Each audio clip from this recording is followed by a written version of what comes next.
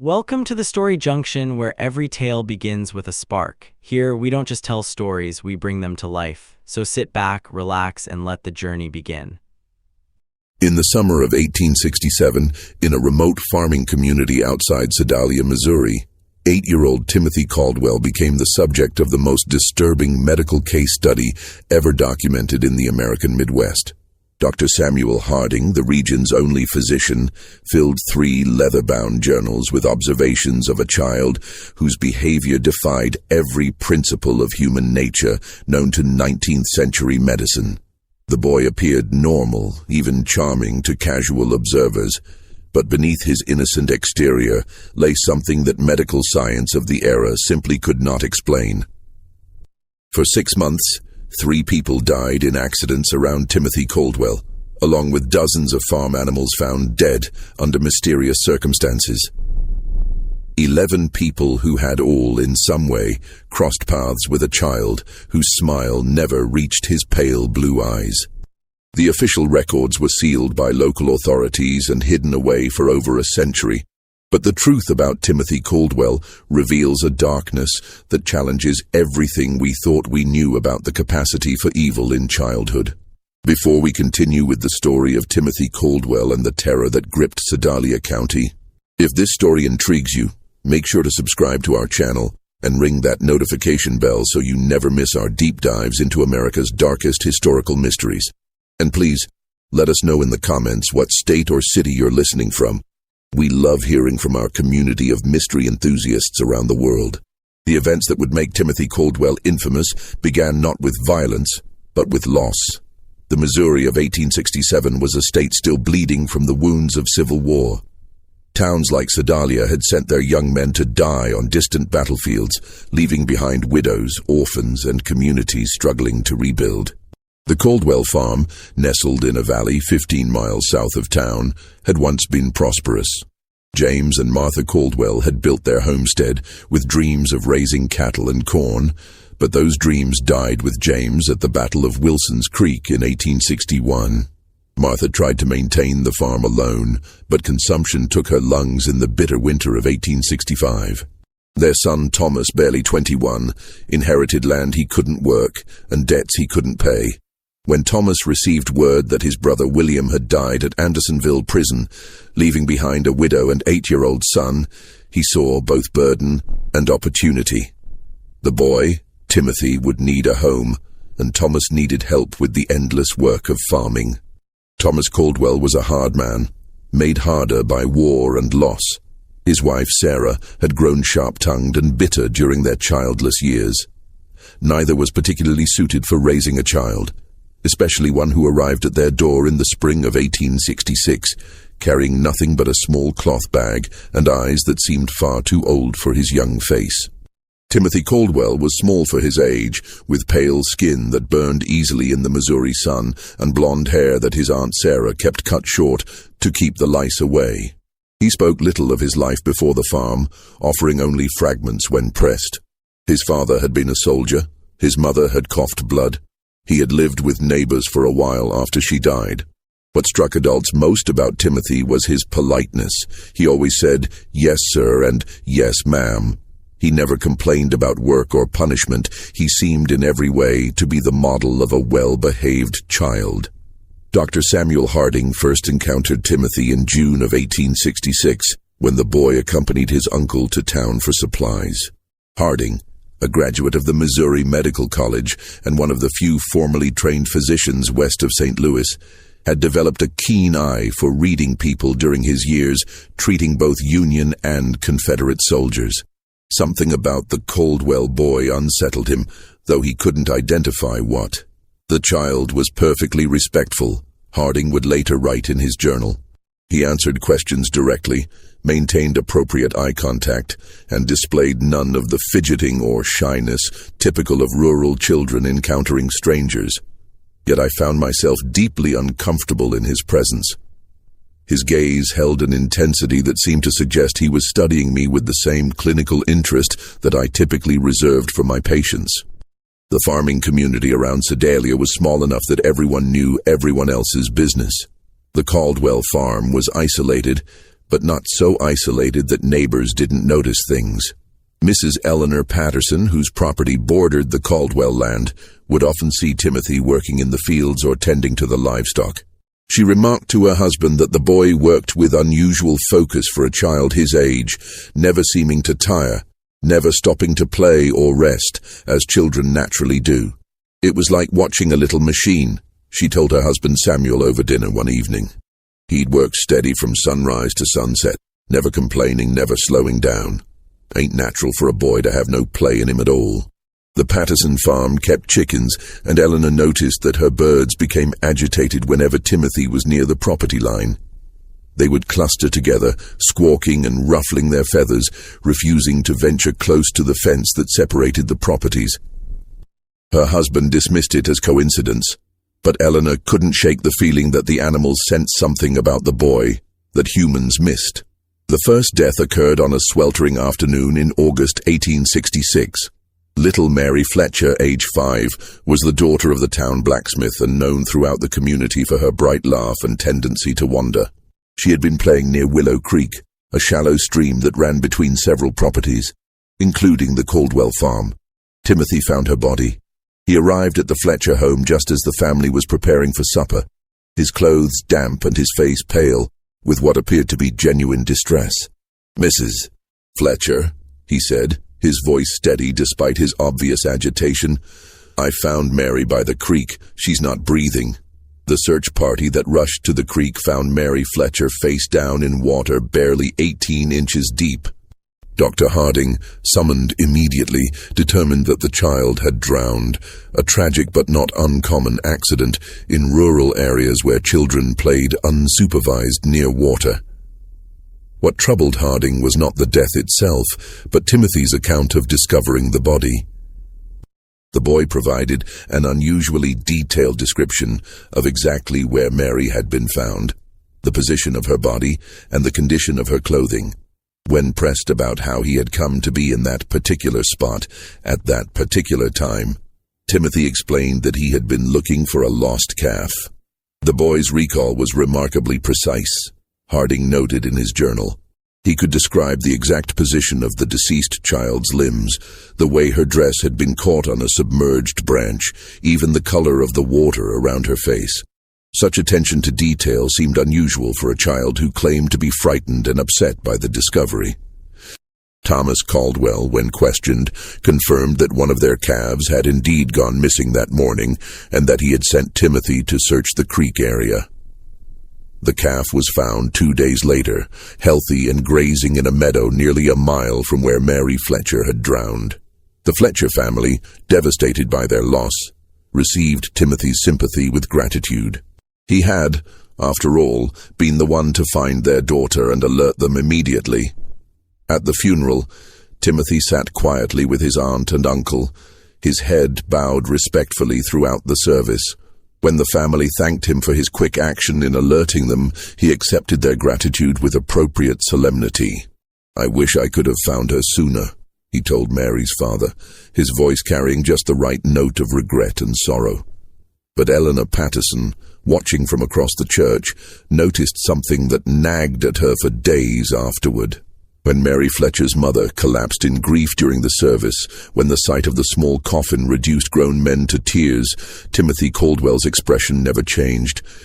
His head was bowed in apparent sorrow, but when he thought no one was looking, his pale blue eyes remained dry and watchful, taking in every detail of the scene around him.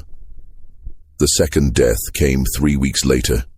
Old Henrik Larsson, a Norwegian immigrant who had worked as a logger before arthritis forced him into retirement, was found at the bottom of a rocky outcrop known locally as Devil's Bluff. The bluff overlooked the creek where Mary Fletcher had drowned, and Henrik was known to climb there regularly to check on the wild beehives he tended. Once again, Timothy Caldwell was involved in the discovery.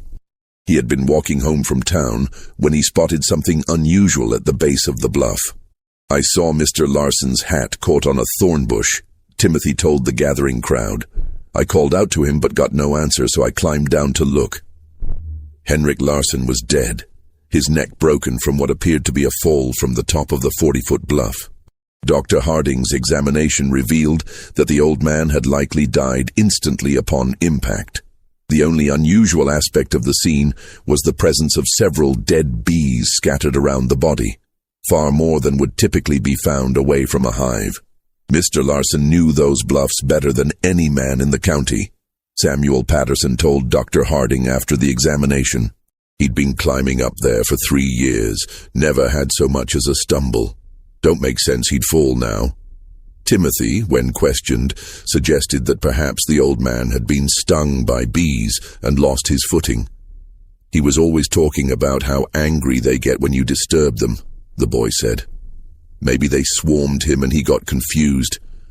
Dr. Harding found Timothy's explanation plausible, but something about the scene bothered him.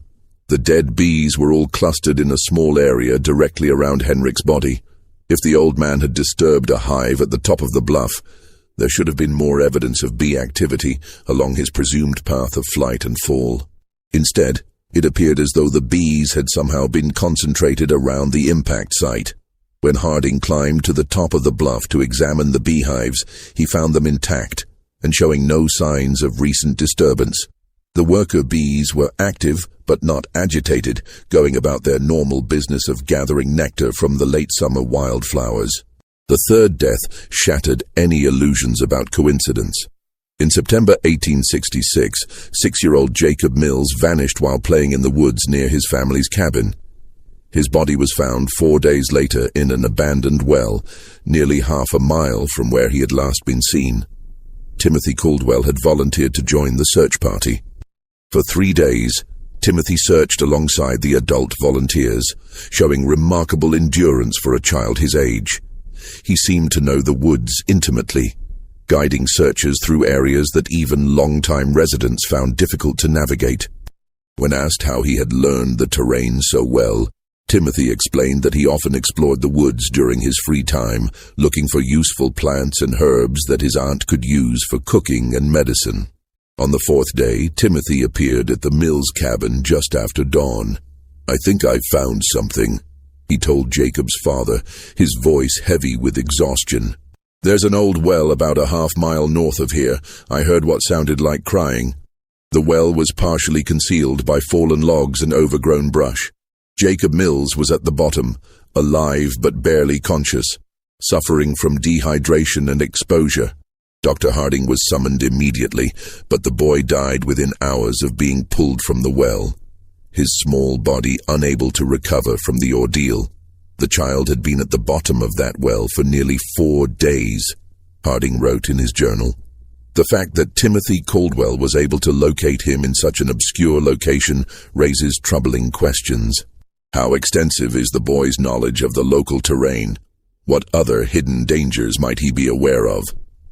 More troubling still was Timothy's behavior during Jacob's final hours. While the Mills family maintained a vigil around their dying son, Timothy sat quietly in the corner of the cabin, apparently praying. But Dr. Harding, positioned where he could observe the boy without being noticed, saw something that deeply disturbed him. Timothy wasn't praying. His lips were moving, but his eyes were fixed on Jacob Mills with an intensity that seemed almost scientific. He appeared to be cataloging every detail of the dying child's condition.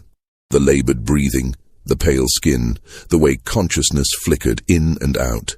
When Jacob finally died, Timothy's expression showed no grief or shock. Instead, there was something that Harding could only describe as satisfaction.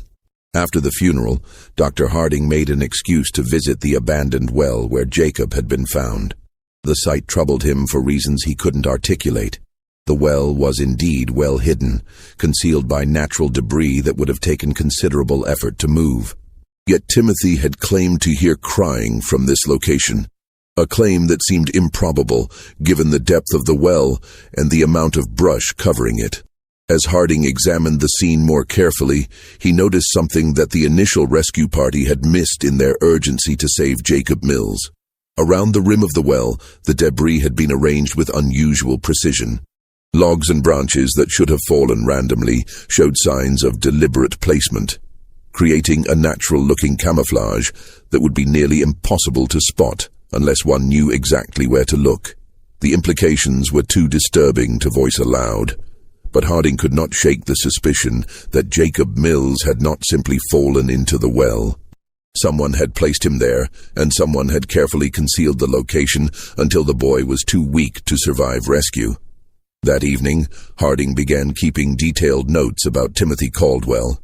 If his suspicions were correct, the boy posed a danger to the entire community. But suspicions were not evidence, and evidence was exactly what Harding lacked. The problem was that Timothy Caldwell was, by all appearances, a model child. He attended church regularly with his aunt and uncle, sitting quietly through services and reciting prayers with appropriate reverence. He worked diligently on the farm, completing tasks that would challenge many adult workers. He spoke respectfully to his elders and showed proper deference to authority figures. Most importantly, Timothy had plausible explanations for his presence at each tragedy. He had been looking for a lost calf when he found Mary Fletcher. He had been walking home from town when he spotted Henrik Larsson's hat. He had volunteered to help search for Jacob Mills, as any concerned member of the community would do. But Harding's medical training had taught him to look beyond surface appearances. In treating wounded soldiers, he had learned to recognize the signs of men who killed not from patriotic duty or desperate necessity, but from something darker and more fundamental. There was a coldness in such men, a disconnection from normal human emotion that manifested in subtle ways: too little reaction to horror, too much interest in suffering, an ability to discuss violence with clinical detachment. Timothy Caldwell displayed all of these characteristics, but compressed into the body and face of an 8-year-old child. Dr. Harding's investigation began in earnest in October 1866. Using his position as the community's physician, he made regular visits to farms and homes throughout the area, ostensibly checking on the health of families still recovering from the hardships of war. In reality, he was gathering information about Timothy Caldwell. What he discovered painted a disturbing picture of a child who seemed to exist at the center of an ever-widening circle of misfortune. Livestock on neighboring farms had been dying at unusual rates, not from disease, but from what appeared to be accidental injuries. Chickens were found with broken necks, apparently killed by foxes that left no other signs of predation. Pigs suffered mysterious wounds that became infected and led to death.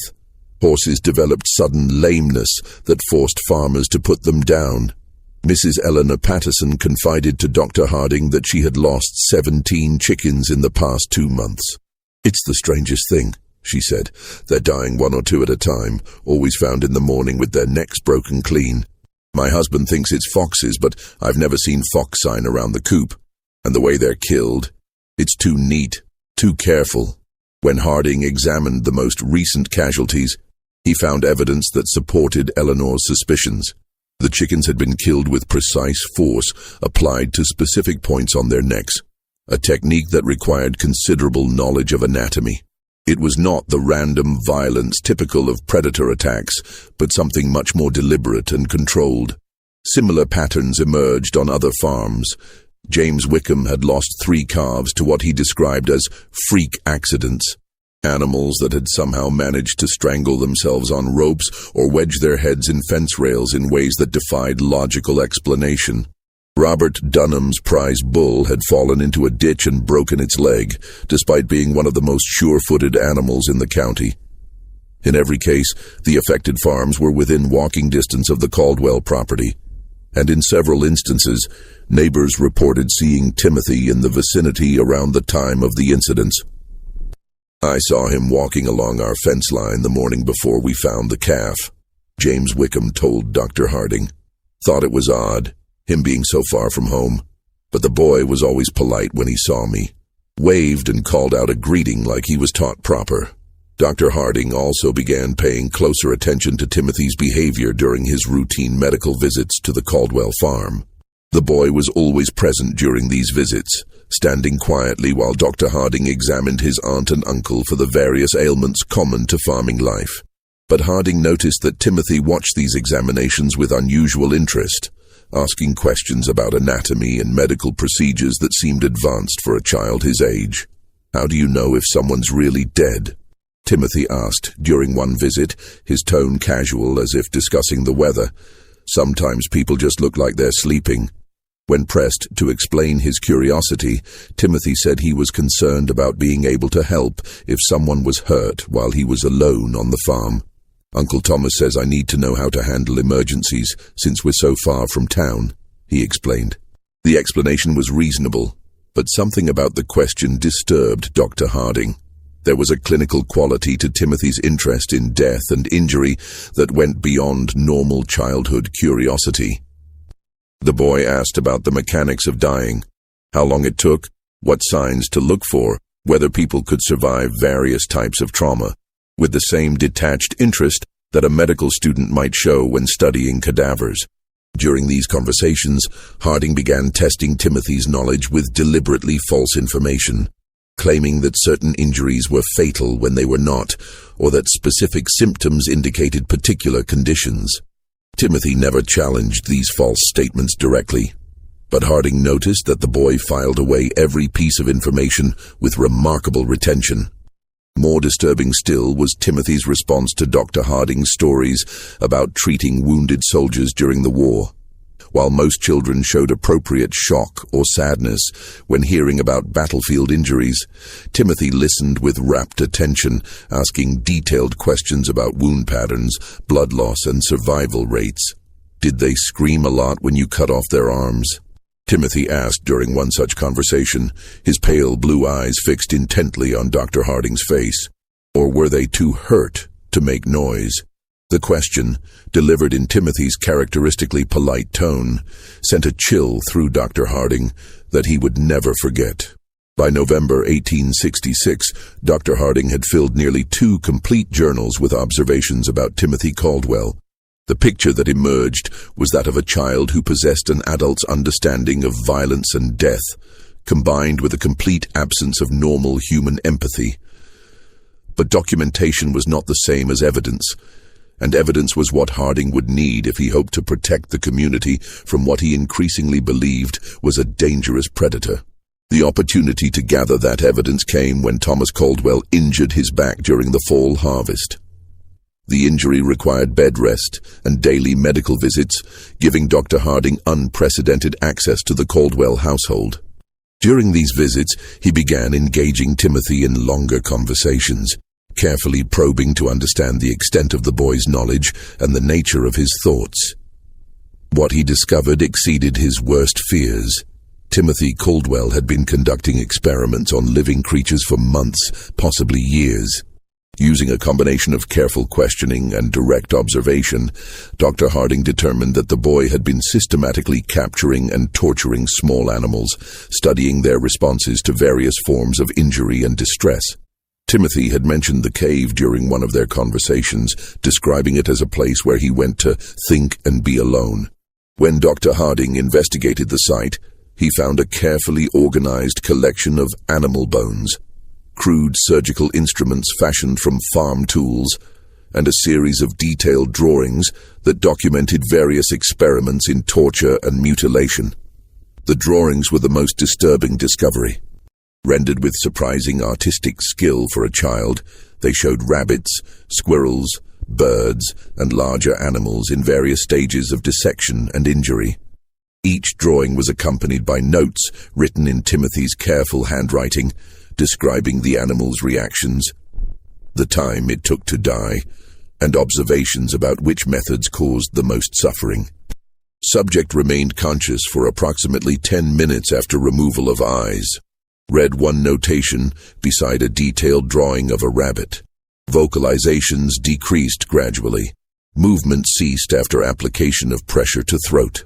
Dr. Harding realized that Timothy had been using the community's animals as subjects for increasingly sophisticated experiments in cruelty. The accidental deaths on neighboring farms were actually the result of Timothy's desire to test his methods on larger subjects. But the most chilling discovery was a newer set of drawings that showed human figures instead of animals. These sketches depicted children and adults in various poses of distress and injury, each accompanied by speculative notes about human anatomy and potential methods of causing harm. One drawing showed a figure that was unmistakably Mary Fletcher, the first child to die. Another depicted Henrik Larsen. A third showed Jacob Mills at the bottom of a well, with detailed annotations about the effects of dehydration and exposure on the human body. Timothy Caldwell had not simply been present when these people died. He had planned their deaths, executed those plans with methodical precision, and documented the results for future study. As Dr. Harding would soon discover, the horror in Sedalia County was far from over. If this story is giving you chills, share this video with a friend who loves dark mysteries, hit that like button to support our content, and don't forget to subscribe to never miss stories like this. Let's discover together what happens next. Dr. Harding faced an impossible situation. The evidence in the cave proved that Timothy Caldwell was responsible for multiple deaths, but that evidence had been obtained through what amounted to illegal search.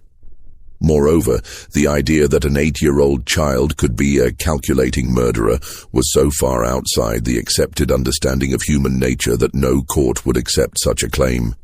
The medical science of 1867 had no framework for understanding antisocial personality disorder or psychopathy. The prevailing belief was that children were inherently innocent, corrupted only by bad influences or traumatic experiences. The idea that a child could be born without the capacity for empathy or moral reasoning was literally inconceivable to most people. Dr. Harding knew that if he presented his findings to local authorities, he would likely be dismissed as a man whose mind had been damaged by too many years of treating war casualties. The evidence would be explained away. Timothy would be defended as a traumatized orphan acting out his grief, and the killings would continue. Instead, Dr. Harding decided to confront Timothy directly. During his next visit to the Caldwell farm, he asked the boy to walk with him to check on the livestock in the far pasture. Once they were alone, Dr. Harding revealed what he had discovered in the cave. Timothy's reaction was not what Dr. Harding had expected. The boy showed no surprise, no denial, no fear at being caught. Instead, he listened calmly as Dr. Harding described the drawings and notes, occasionally nodding as if confirming the accuracy of the doctor's observations. "You're not going to tell anyone," Timothy said, when Dr. Harding finished speaking. It was not a question or a plea, but a statement of fact delivered with absolute confidence. "Why wouldn't I?" Dr. Harding asked, genuinely curious about the boy's reasoning. Timothy smiled, the first genuine expression of emotion that Dr. Harding had ever seen on his face. "Because no one would believe you," he said, "and because you're curious about what I'll do next." The boy was right on both counts. Dr. Harding knew that his claims would sound like the ravings of a man losing his sanity. But Timothy had also identified something that the doctor was reluctant to admit even to himself. A scientific fascination with observing the development of what might be the most dangerous human being he had ever encountered. "How long have you been doing this?" Dr. Harding asked. "Since I was 5, Timothy replied matter-of-factly. "Maybe earlier. I started with insects, then mice, then bigger things. It's interesting to see how different animals react to the same treatments." "And the people who died?" Timothy shrugged. "They were experiments too. I wanted to see if people would react the same way as animals. They do, mostly, but they're better at understanding what's happening to them. That makes it more interesting."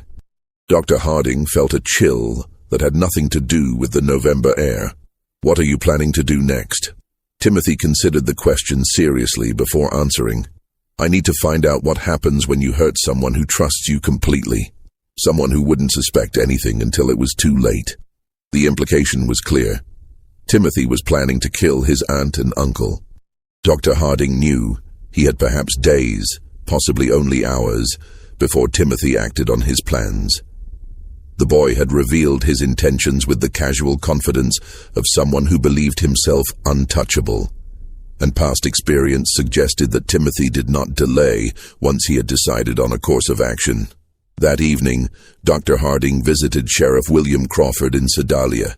Crawford was a practical man who had served with distinction in the Union Army and had little patience for theories or speculation. But he also trusted Dr. Harding's judgment and was willing to listen to evidence, regardless of how unusual the circumstances might be. Dr. Harding presented his case carefully, focusing on verifiable facts rather than psychological theories.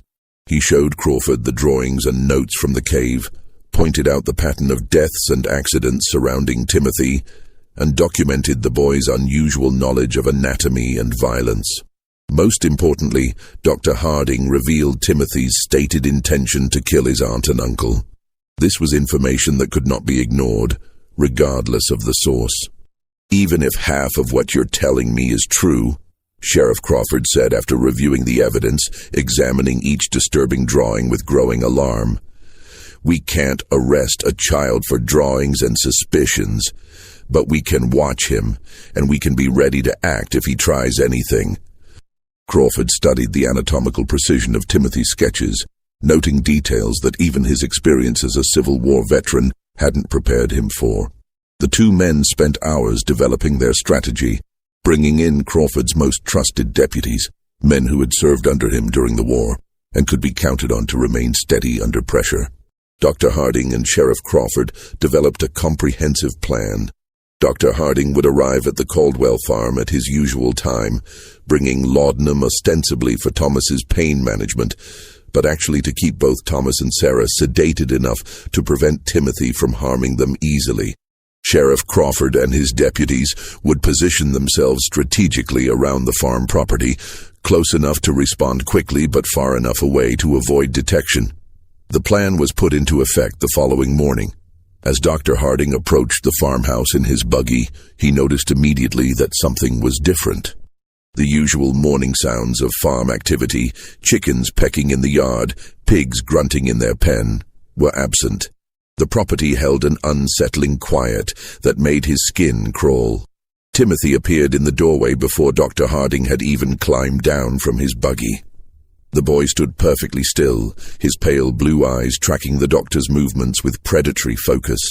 He was dressed in his usual work clothes, but Dr. Harding noticed that Timothy's sleeves were rolled up past his elbows, and his hands appeared to have been scrubbed recently, the kind of thorough cleaning that suggested preparation for messy work. "Good morning, Dr. Harding," Timothy said, his voice carrying its characteristic politeness, but something underneath had changed. There was an anticipation there, an excitement that the boy was struggling to contain. "I've been waiting for you." The words sent a chill through Dr. Harding.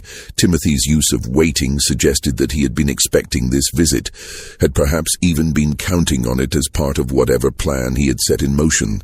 Inside the house, Dr. Harding found Thomas and Sarah Caldwell in their bedroom, both apparently sleeping peacefully. But as he approached Thomas's bed to check his condition, he noticed that the man's breathing was unusually shallow, and his skin had taken on a grayish pallor that suggested more than natural sleep. "What did you give them?" Dr. Harding asked quietly, not turning to look at Timothy but knowing the boy was watching every move he made. "Just some herbs I found in the woods," Timothy replied, his tone innocent but his choice of words deliberate. "There are so many interesting plants growing wild around here. Some of them have very useful properties."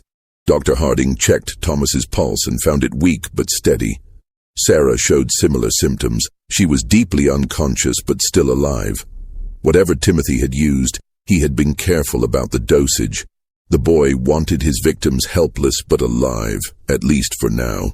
"They're not going to wake up for several hours," Timothy continued conversationally. "That should give us plenty of time to talk without interruption." The conversation that followed was unlike anything Dr. Harding had ever experienced. Timothy spoke about murder and torture with the clinical detachment of a medical professor discussing anatomy. He described his experiments on animals and humans with scientific precision, explaining his methodologies and the insights he had gained from each death. "Mary Fletcher taught me that drowning is actually quite slow," Timothy said, settling into a chair as if beginning a pleasant afternoon chat. "Everyone thinks people just slip under the water and disappear, but that's not how it works at all.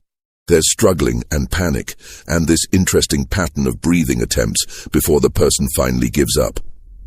I had to hold her down for almost 3 minutes before she stopped fighting. Dr. Harding felt his blood turn to ice. You held her under the water. Timothy nodded eagerly. She was playing by the creek, and I told her I'd found a pretty stone on the bottom. When she bent over to look, I just pushed her head down and held it there. She was so small that it didn't take much strength, but she fought harder than I expected. That's when I realized that people have much stronger survival instincts than animals. And Henrik Larsson? That was more complicated, Timothy admitted. I couldn't overpower him physically, so I had to be more creative. I knew he checked his beehives every Thursday morning, so I went up to the bluff the night before and loosened some of the stones along the edge. Then I collected bees from one of his hives and put them in a cloth bag. Timothy's eyes gleamed as he described his methodology. When Mr. Larsson climbed up to check the hives, I was waiting behind some rocks. I threw the bag of bees at his face and started shouting that there was a massive swarm attacking him. He panicked and stumbled backward, right over the edge where I'd weakened the stone barrier. The fall killed him instantly, just like I calculated it would. And Jacob Mills. Jacob was the most interesting of all, Timothy said, his voice taking on the tone of a teacher sharing a particularly fascinating lesson. I didn't kill him quickly like the others. I wanted to see what would happen if someone died slowly, over several days. So I convinced him to follow me into the woods by telling him I'd found a family of baby raccoons. Timothy paused, seeming to savor the memory. Jacob was so concerned about the imaginary baby animals that he didn't think twice about the danger. I helped him climb down into the well, then I moved the logs and brush to cover the opening. I visited him every day for 4 days, bringing him just enough water to keep him alive, but not enough to let him recover his strength. Dr. Harding realized that Timothy was no longer speaking hypothetically about future experiments. The boy had specific plans, and those plans clearly included the people currently in the house. What are you planning to do with your aunt and uncle? Dr. Harding asked directly. Timothy's genuine smile returned, broader than Dr. Harding had ever seen it. That's where you come in, Dr. Harding. See, all of my previous experiments have been with people who didn't know what was happening to them until it was too late. But you're different. You understand exactly what I am and what I'm capable of. That makes you the perfect subject for a completely new type of study. As Timothy spoke, he began moving around the room, gathering items that Dr. Harding recognized as potential weapons. Rope from the barn, a heavy candlestick from the mantelpiece, several sharp kitchen implements. The boy organized his tools with methodical precision, as if preparing for surgery. I want to find out what happens when someone who knows they're going to die tries to save people they care about. Timothy continued, his excitement growing. Will you sacrifice yourself to save Uncle Thomas and Aunt Sarah? Will you try to fight me even though you know I've planned for that possibility? Will you try to run away and abandon them to save yourself? Dr. Harding knew that the time for conversation had passed. Timothy had revealed enough of his plans to make clear that everyone in the house was in immediate mortal danger. He drew the pistol from his medical bag and pointed it at the boy. Step away from the knives, Timothy, Dr. Harding said, his voice steady despite his racing heart. Timothy looked at the pistol with interest rather than fear. That's a Navy Colt, isn't it? He asked conversationally. I've seen pictures of them in books about the war. How many bullets does it hold? 6, Dr. Harding replied automatically, then immediately regretted providing the information. And how many people are you trying to protect? Timothy asked. There's Uncle Thomas, Aunt Sarah, yourself, and presumably the 3 law enforcement officers outside. That's 6 people if my counting is correct. So even if you shoot me, you'll have used up all your ammunition. Timothy moved closer, no longer bothering to stay out of pistol range. You want to know how I became what I am, he said, his voice taking on an almost hypnotic quality. You want to understand whether I was born this way or whether something made me this way. You want to know if there are others like me and how to recognize them before they start killing. Each statement was true, and Timothy's ability to identify and exploit Dr. Harding's intellectual curiosity was as frightening as his capacity for violence. The boy understood people well enough to predict their behavior and manipulate their responses, even when they knew they were being manipulated. The confrontation came as Timothy approached his sleeping uncle with a length of rope in his hands. Dr. Harding stepped forward to intervene, but Timothy moved with surprising speed and strength, producing the kitchen knife and slashing at the doctor's arm. The struggle that followed was brief, but violent.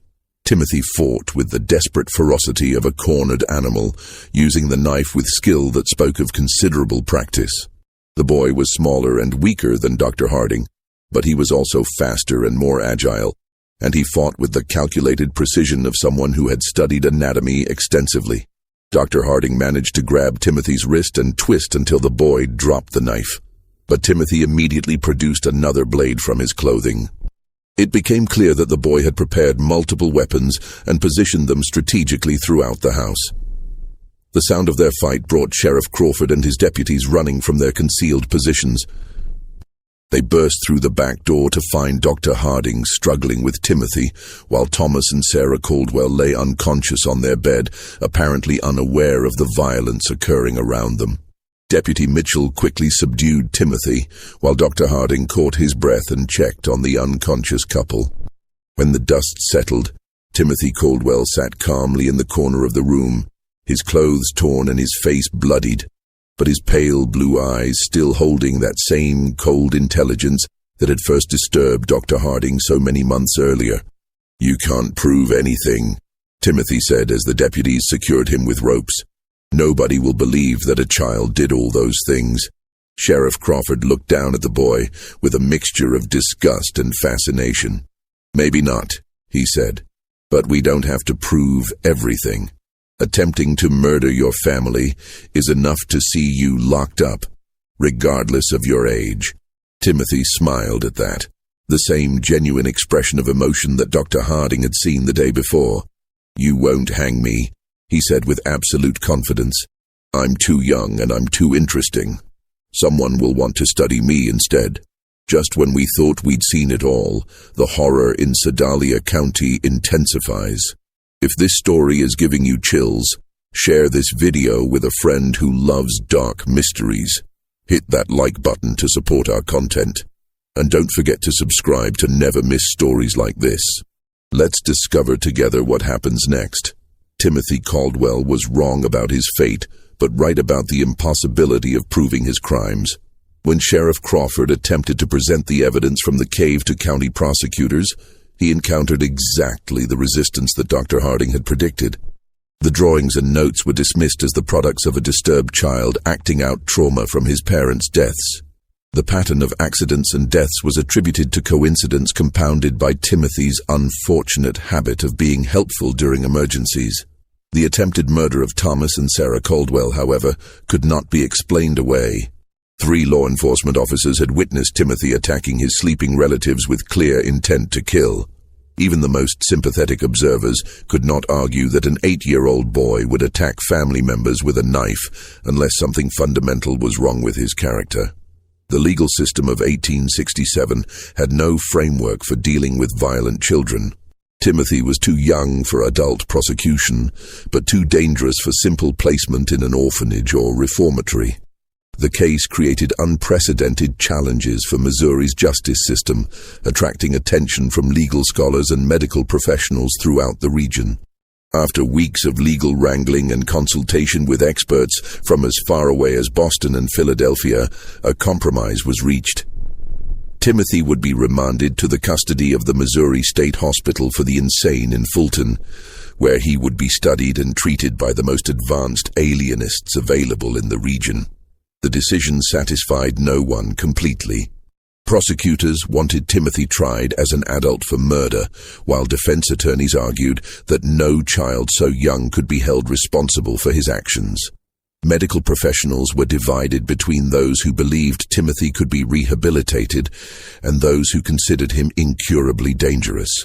Dr. Samuel Harding volunteered to accompany Timothy to the hospital and remained there for 3 months, documenting the boy's behavior and working with hospital staff to develop understanding of what they were dealing with.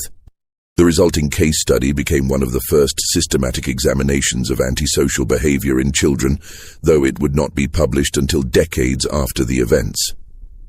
Timothy adapted to hospital life with the same calculating intelligence he had shown on the farm. He quickly learned to mimic appropriate emotions and responses, convincing several staff members that he was making remarkable progress in overcoming his traumatic episodes. Timothy would cry convincingly when discussing his crimes, express remorse that seemed genuine, and display what appeared to be authentic gratitude for the care he was receiving. But Dr. Harding observed that Timothy was merely studying the people around him, learning to manipulate them more effectively. The boy had created what amounted to a comprehensive catalog of human emotional responses, and he could reproduce these signals with remarkable accuracy, despite feeling none of the underlying emotions himself. The subject displays remarkable cognitive abilities, coupled with complete absence of genuine emotional response, Dr. Harding wrote in his detailed reports.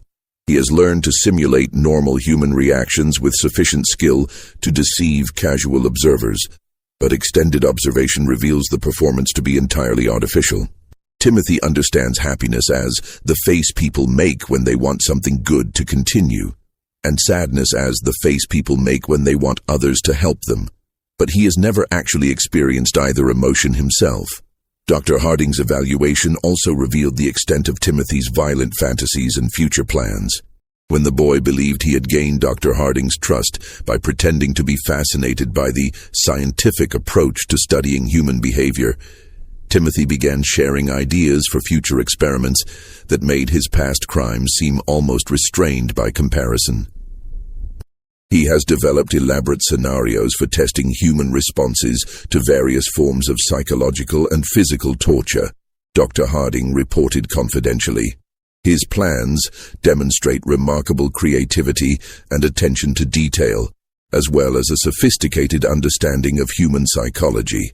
If he were allowed to mature and gain additional resources, he would likely become one of the most dangerous individuals in American history. The hospital records show that Timothy remained at the facility for 18 months. During that time, several unexplained incidents occurred that bore the hallmarks of Timothy's methods.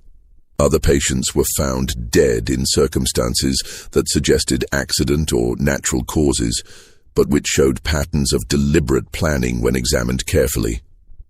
3 elderly patients died from apparent heart failure after interacting with Timothy, though all had been in relatively good health previously. 2 younger patients suffered what appeared to be accidental falls that resulted in serious injuries. But both incidents occurred in areas where Timothy had been seen earlier in the day.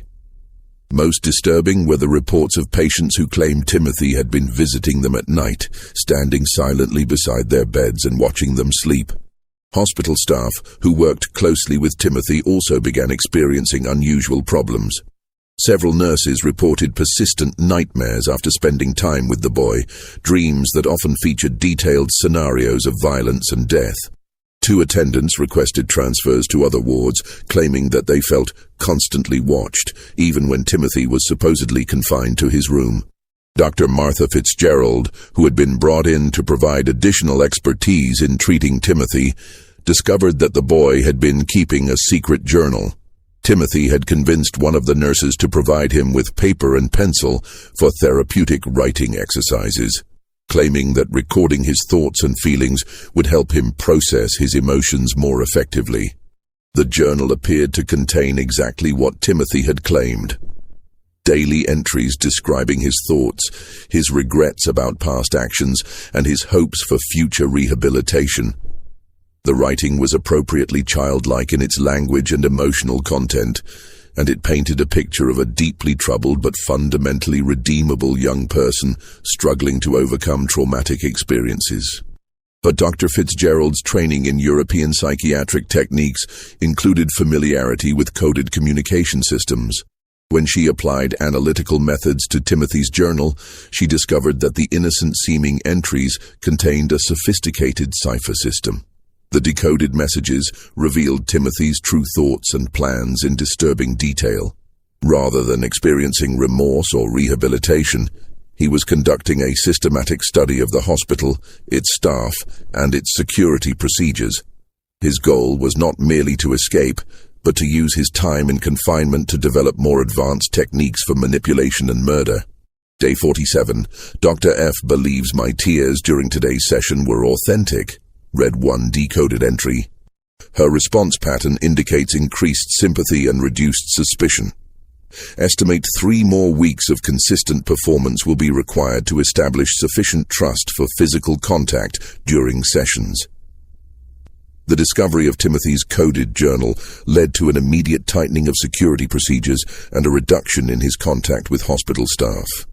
But Timothy adapted to these changes with characteristic flexibility, shifting his focus from manipulation to information gathering about hospital routines and potential escape routes. In the summer of 1868, Timothy Caldwell disappeared from the Missouri State Hospital under circumstances that were never fully explained. The official investigation concluded that he had somehow managed to escape during a transfer between buildings, despite being under constant supervision by multiple guards. Dr. Harding suspected that Timothy's escape had been far more sophisticated than the official report suggested. The boy had demonstrated remarkable patience and planning ability throughout his confinement, and it seemed likely that he had spent months preparing for his departure. Evidence discovered after Timothy's disappearance suggested that he had been manipulating the facility staff far more successfully than anyone had realized. Several guards reported having made small policy exceptions for Timothy in the weeks before his escape, allowing him slightly longer exercise periods, providing him with additional reading materials, making minor adjustments to his daily routine that individually seemed harmless, but collectively may have created opportunities for escape. He spent 1.5 years studying that facility and its personnel, Dr. Harding wrote in his final report on the case. By the time he made his move, he understood the psychology of every person who worked there better than they understood themselves. His escape wasn't an act of desperation, it was the culmination of a carefully executed plan. In the months and years following Timothy's disappearance, Dr. Harding began collecting reports of suspicious deaths and accidents throughout the Midwest. Many of these incidents bore hallmarks that seemed consistent with Timothy's methods. Carefully staged accidents that resulted in death, evidence of systematic torture of animals, and the presence of a child who seemed unusually helpful and emotionally mature. The challenge was that Timothy would now be older, potentially strong enough to overpower adult victims, and certainly sophisticated enough to avoid the mistakes that had led to his original capture. His time of intensive study in human psychology, combined with his natural intelligence and complete lack of moral restraint, had created something unprecedented in American criminal history. Dr. Harding spent the remaining years of his career tracking these reports and attempting to develop a comprehensive understanding of what Timothy Caldwell represented. His private journals, discovered after his death in 1891, contained hundreds of pages documenting cases that might have involved Timothy, along with theoretical discussions about the nature of evil and the possibility that some individuals might be born without the capacity for moral reasoning. The broader implications of Timothy's case continued to influence discussions about criminal justice, child psychology, and mental health treatment for decades after his disappearance.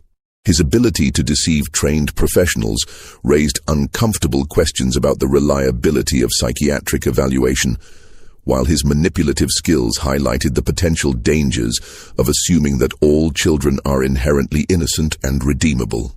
The Caldwell farm was abandoned after Thomas and Sarah recovered from their ordeal. Neither could bear to remain in the place where they had unknowingly harbored a killer for nearly 2 years. The property eventually reverted to the county and was sold to developers in the 1890s, but local residents avoided the area for decades afterward. The cave where Timothy had conducted his experiments was sealed by Sheriff Crawford shortly after the boy's arrest, but the location was never forgotten by those who knew of its significance. Local legend claimed that the cave was cursed and that animals would not graze in the surrounding area. Dr. Harding's journals were donated to the Missouri Historical Society in 1923 by his daughter, who felt that the scientific value of her father's observations outweighed concerns about the disturbing nature of the content. The journals remain in the Society's archives, available to researchers who can demonstrate legitimate academic interest in the development of psychological understanding. Thomas and Sarah Caldwell never spoke publicly about their experience with Timothy, but both lived under assumed names for the remainder of their lives, apparently fearing that the boy might someday return to finish what he had started. Sarah died in 1889, and Thomas followed in 1894. Neither ever had children of their own. In his final journal entry, written just days before his death in 1891, Dr. Harding reflected on the broader implications of Timothy's case.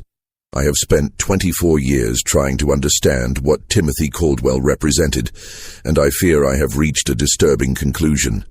Timothy was not an aberration. He was a glimpse into what human beings might become when stripped of the moral and emotional constraints that we consider fundamental to our nature. If he survived to adulthood, then somewhere in America, there walks a man who understands human psychology better than any trained professional, who can manipulate people with supernatural skill, and who views the rest of humanity as nothing more than subjects for experimentation. This mystery shows us that evil can wear the face of innocence, and that our assumptions about childhood and human nature may be dangerously naive. The case of Timothy Caldwell forces us to confront uncomfortable questions about the nature of moral development and the possibility that some individuals may be born without the capacity for empathy or conscience that we consider fundamental to humanity. What do you think of this story? Do you believe everything was revealed, or might there be more to Timothy Caldwell's fate than the official records suggest? Leave your comment below and let us know your thoughts about this disturbing chapter in American history. If you enjoyed this tale and want more horror stories like this, subscribe, hit the notification bell, and share with someone who loves mysteries as dark and complex as this one. Remember, the truth is often more terrifying than fiction, and history holds secrets that continue to challenge our understanding of human nature. See you in the next video.